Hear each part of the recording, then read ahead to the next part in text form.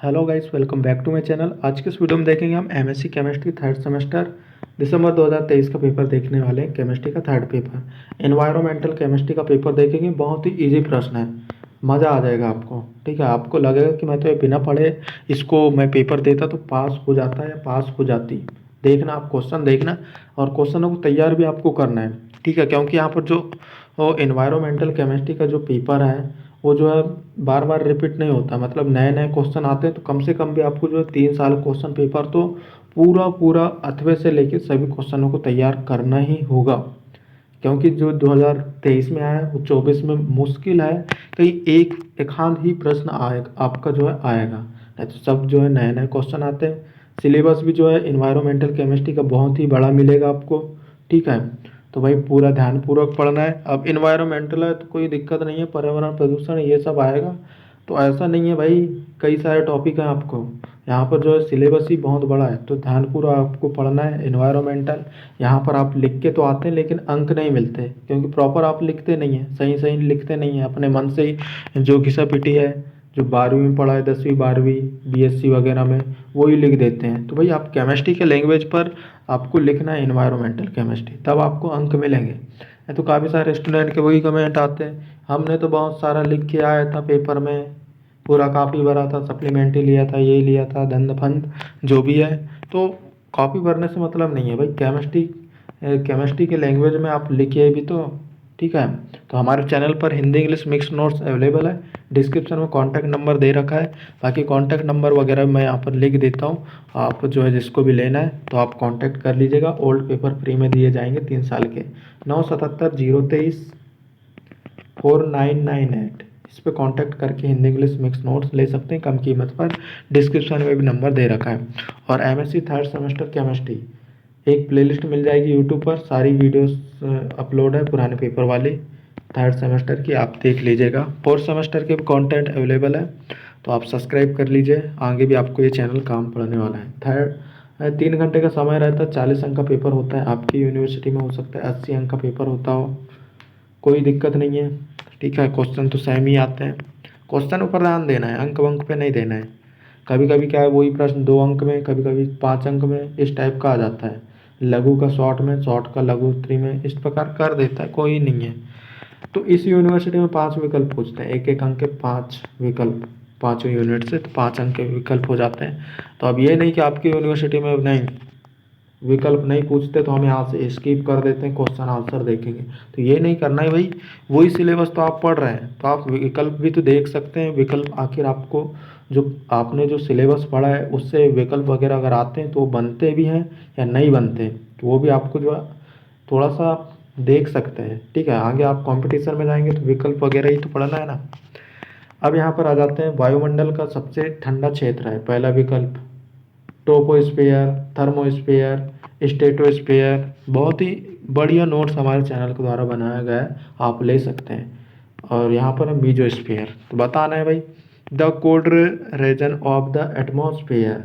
Troposphere, thermo thermosphere, stratosphere, mesosphere. यहाँ पर विकल्प आपके दिए हुए हैं। अम्ल वर्षा में कौन सा अम्ल उपस्थित है? H2SO4। ठीक है, और दूसरा यहाँ पर विकल्प हमारा आता है HCl, HNO3। उपयोग सभी कौन सा भाई बताना है आपको कि एसिड रेन में कौन है जो प्रेजेंट होता है।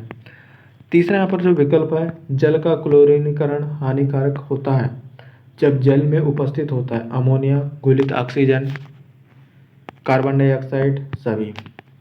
ठीक है, क्लोरिनिकेशन ऑफ वाटर में be harmful in the water containing ammonia dissolve oxygen. अगला यहाँ पर जो प्रश्न है, चौथा विकल्प नेप्रोटॉक्सिक धातु है NaCdC नाइट्रोजन। अगला यहाँ पर विकल्प है क्या है, मिनी माता दुर्घटना के लिए कौन सा विषाक्त धातु संबंधित है? तो जो है मिनी माता रोग किस धातु से होता है? ZnCd Hg। और यहाँ पर जो है अगला दिया है CH3NC। अगला यहाँ पर विकल्प हम देखेंगे, चूँकि ये लास्ट ही विकल्प था। तो अब यहाँ पर जो क्वेश्चन आंसर देखने वाले हैं, चूँकि सिलेबस में आपको टिक लगा लेना है और तैयार कर लेना है इन सारे क्वेश्चनों को। शॉर्ट आंसर टाइप के क्वेश्चन है ये, आपकी यूनिवर्सिटी में हो सकता है 2 अंक, 5 अंक, 10 अंक इस टाइप के पूछते हो। आपको वो क्वेश्चन पेपर के हिसाब से कितने अंक का पेपर होता है आपका, उस हिसाब से। तो देखेंगे शॉर्ट टाइप के क्वेश्चन कैसे क्वेश्चन बनते हैं। पहला प्रश्न है ऊर्ध्वाधर तापक्रम परिच्छेदिका को समझाइए। Explain the vertical temperature profile. अतः यहाँ पर बात आती है, अतः प्रश्न यहाँ पर बना है क्लोरोफ्लोरोकार्बन एवं अन्य हैलोजन यौगिकों की वायुमंडल में उपस्थिति को समझाना है कि भाई कितने % क्या पाया जाता है, ये सब आपको समझाना है।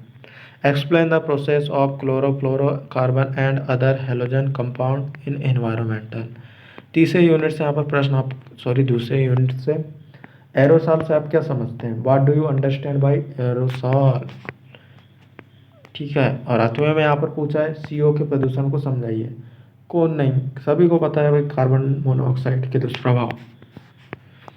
अब वहीं पर तीसरे यूनिट से प्रश्न बना है इस प्रकार मेरा गला खराब होते हुए क्योंकि यहाँ पर रात में वैसे ही मैं 1 बजे वीडियो यहाँ पर बना रहा हूँ। ठीक है, और आज लगातार मैंने जो है पूरे 3rd सेमेस्टर के सारे वीडियोस वगैरह बनाए हैं। इसके लिए आपको जो है एक लाइक तो बनता है, तो एक लाइक ज़रूर कीजिएगा। सब्सक्राइब आप कर लेना, नीचे कमेंट भी आप कर सकते हैं कुछ अच्छा सा। BOD पर टिप्पणी लिखें, बायो ऑक्सीजन डिमांड। चूँकि ये आपका जो है हैवी केमिकल और पेट्रोलियम वगैरह में भी आ जाता है, तो तैयार कर लेना है BOD क्या है। 8वें में पूछा है DO के निर्धारण की विकलन विधि समझाइए। Explain the determination of DO by विकलन मेथड। चौथे यूनिट से आप प्रश्न बनाए DDT को समझाइए। Explain DDT। 8वें में प्रश्न बना है डाईथायो कार्बोनेट्स पर टिप्पणी लिखिए। Write note on dithio carbonate. Unit 5 से प्रश्न है मृदा में नाइट्रोजन की भूमिका को समझाइए। Explain the role of nitrogen in soil.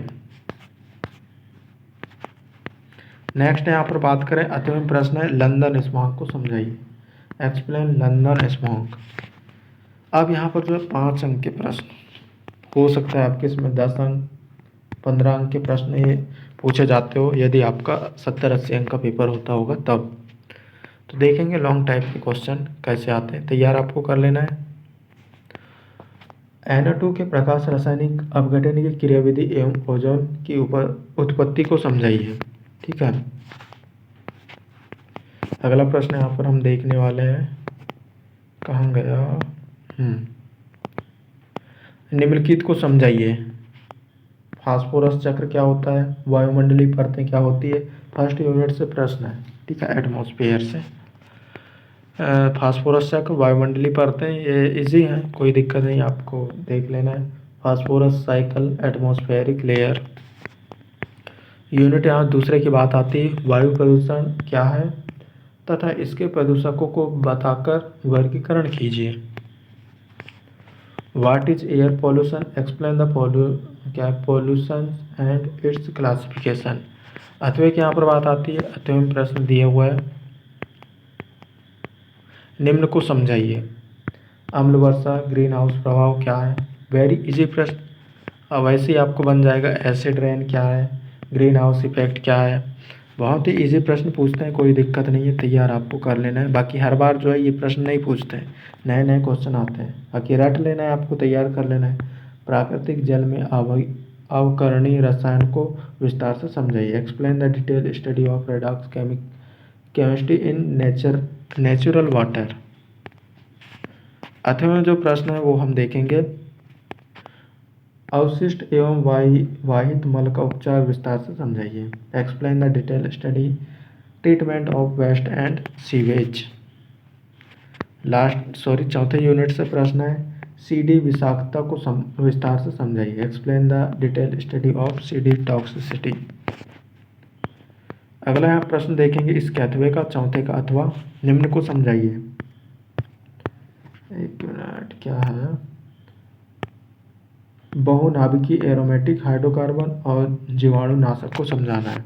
English में क्या कहते हैं, पॉलीन्यूक्लियर एरोमेटिक हाइड्रोकार्बन और पेस्टिसाइड्स क्या होते हैं समझाना था। और अभी तक की जिस भी भाई बहन ने सब्सक्राइब नहीं किया तो प्लीज़ सब्सक्राइब कीजिए, बहुत ज़्यादा मेहनत लगती है और प्लीज़ आप भी समझते हैं, और दिन रात से हम जो आपके लिए वीडियोस वगैरह, पेपर वगैरह अवेलेबल कराते हैं, नोट्स बनाते हैं, तो इसके लिए एक लाइक तो बनता है, तो कर देना। ठीक है, वैसे ही मेरा गला ख़राब हो गया क्योंकि यहाँ पर मैं रेगुलर आज कम से कम में 10 से 15 वीडियोस वगैरह बनाया क्वेश्चन पेपर वाले, क्योंकि आपके हेल्प के लिए बनाता हूँ, और आपके पेपर से पहले यहाँ पर मैं आपके लिए वीडियोस वगैरह तैयार करता हूँ। ठीक है, कि जल्द से जल्द भैया आपको सामग्री वगैरह मिले, क्वेश्चन वगैरह आप तैयार कर पाएँ, इसलिए तो इसलिए इतना तो आप कर सकते हैं।